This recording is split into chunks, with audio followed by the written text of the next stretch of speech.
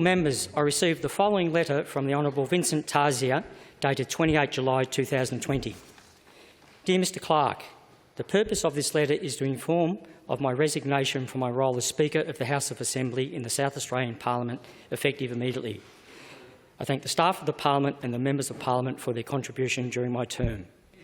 It has been a privilege and honour to serve in this role, and at all times I've worked to maintain the dignity, reputation and integrity of the Parliament. I have tried to be fair, diligent and an approachable Speaker.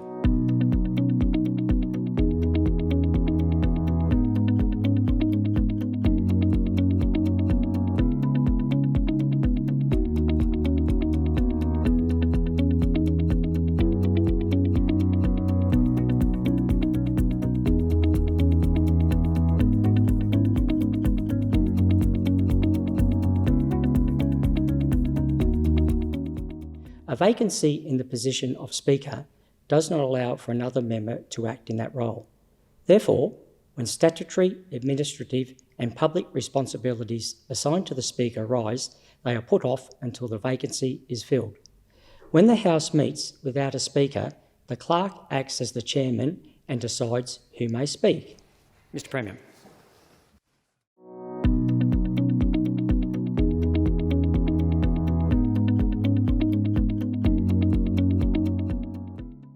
On the appointment of the Speaker, there is a requirement for the Speaker to be presented to the Governor.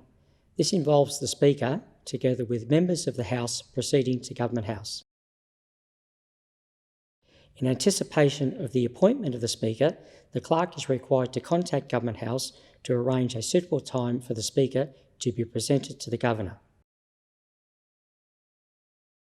In respect to the appointment of a Speaker, there are a number of procedural forms and guides prepared for the benefit of members.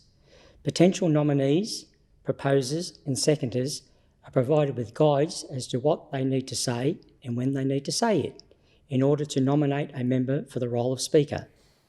Mr Clerk, I move that the member for Hyson take the chair of this House as Speaker. Is the motion seconded?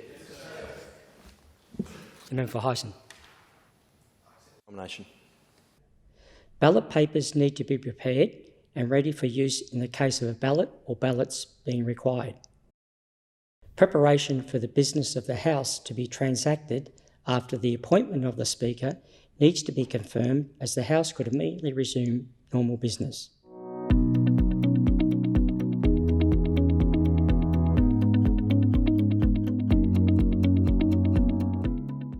A package of information is generally made available to those members who may consider themselves in the running for the appointment of the role of Speaker.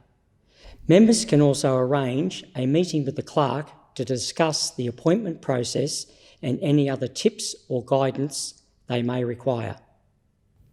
Potential nominees may choose to meet with the Clerk prior to the day on which the appointment of the Speaker will take place to seek advice and guidance on any procedures that may need to be followed on their appointment or when they subsequently are required to preside over the sittings of the House.